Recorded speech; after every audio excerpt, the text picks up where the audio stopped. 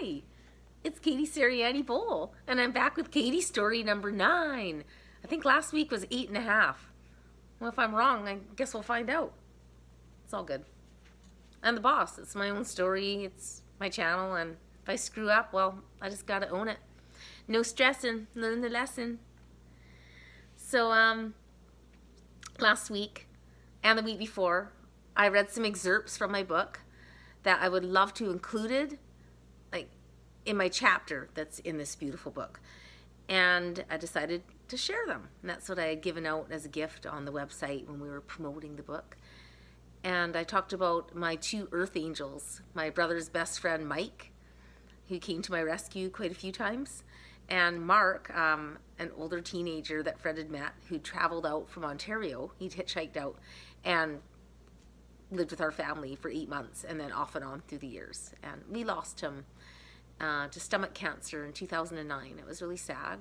He was only 49, and he always felt that the way he ate had contributed, because he ate a lot of processed food, a lot of white bread, Kraft dinner and hot dogs and mashed potatoes and gravy and meat, but he never wanted to eat the vegetables or fruit.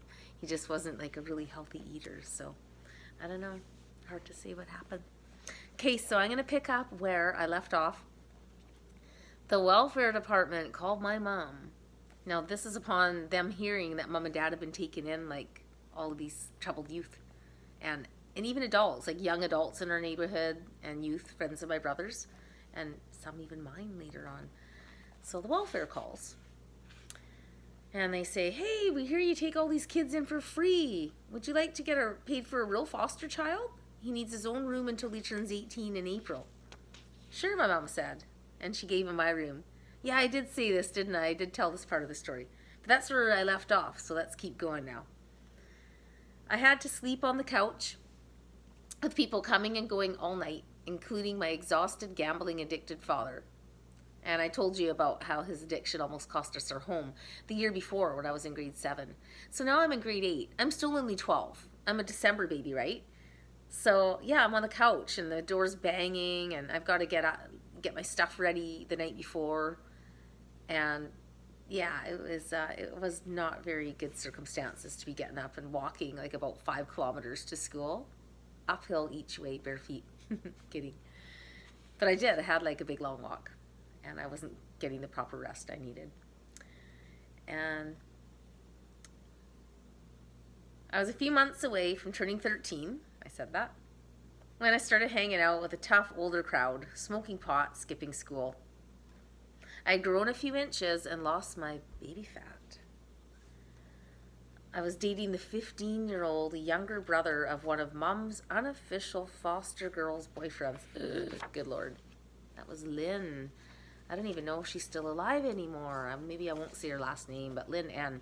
She was dating this guy named Bill, and he had 2 younger brothers. And so the very younger brother was hanging around our house, and they were all working on cars. And I still remember the very moment I met him.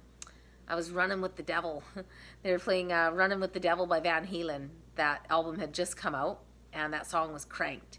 And of course, I came along the back and hanging out. Oh, there's boys. Oh, they're smoking. Oh, hey there, can I have a puff?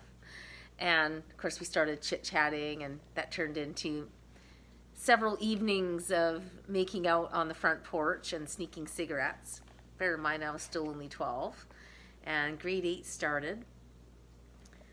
So we dated for a couple of months, and it wasn't really what you call dating. He just came over every other night, and we'd hang out and talk and kiss and smoke on the front deck.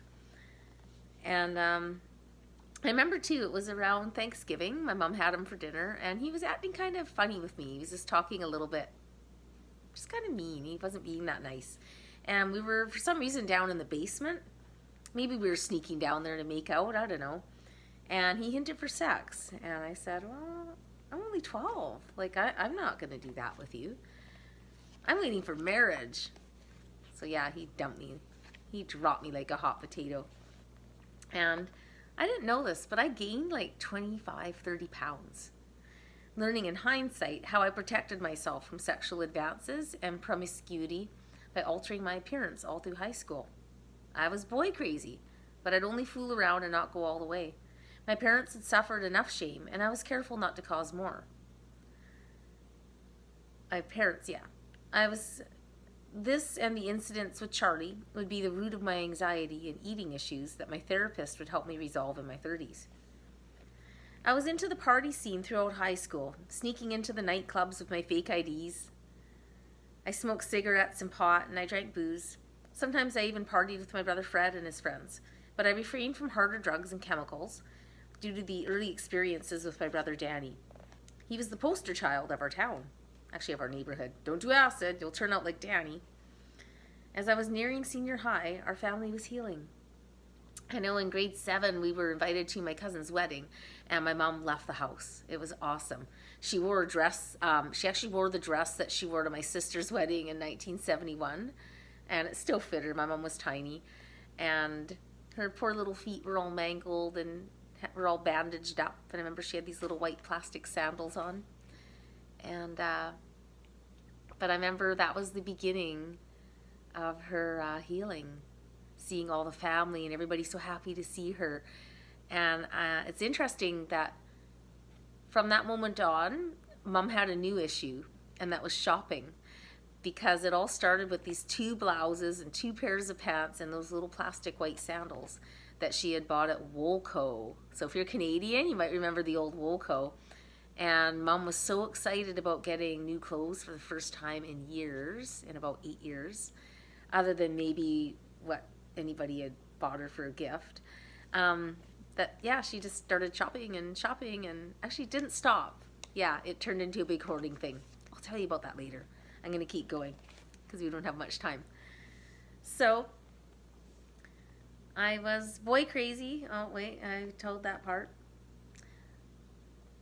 Sorry, I lost my place. Okay. So as I was nearing senior high, our family was healing. There we are. 1984, I graduated and soon left home, despite Mom's pleas and guilt trips to try and get me to stay. Yeah, I was the baby, and she didn't want me to go. She was really upset. Fred and Danny still lived there, and I knew I had to leave in order to grow. Without Mom's cooking and baking and everyone saying, "Oh, you'd be so pretty if you lost weight," I lost 45 pounds, and I became a little haughty. I received more attention than I knew what to do with, not just from boys. Girls were nicer, job opportunities. I went from being a chambermaid to the front desk clerk, like that. So it was a real eye-opener to me. Oh, this is how you get treated when you're thin and attractive. Okay. As it does, some of life's lemons started hitting me in the head. And I realized I was reaching for food for comfort. I was overeating, and I was not going to go back to being a fat girl. So I started to make myself vomit to keep the weight from creeping back up. I knew it was wrong, but it was working. I was keeping my weight down. I struggled with this for 12 years and asked my doctor for help and thought I'd fixed it. So I'm going to stop right there because I'm going to tell you, it's interesting how I got that idea. I actually watched a bad after school special. Maybe it wasn't so bad. And it was about a girl who was in ballet, and the teacher told her she needed to lose an extra 10 pounds. And she started to make herself vomit after eating these big meals. And instead of being repulsed by that, I remember thinking in my teenage head, oh, hey, good idea. And I would do that occasionally. And then by the time I was in Banff and had lost this considerable weight and was, really quite small and proportionate for my height, I started to deal with my stress. And I later learned a lot of things about that it was certainly a link to the Charlie, to not feeling safe, to just when I told that story about my brother's older big friend coming in when I was 12 years old, talking to me like I was a woman. It was definitely a safety thing, and yet part of me wanted attention. So it was a real confusing time for me as a teenager, because how I wanted to look and be conflicted with my desire to stay somewhat innocent and not bring on shame on my parents. And yeah, it was a bit of a struggle.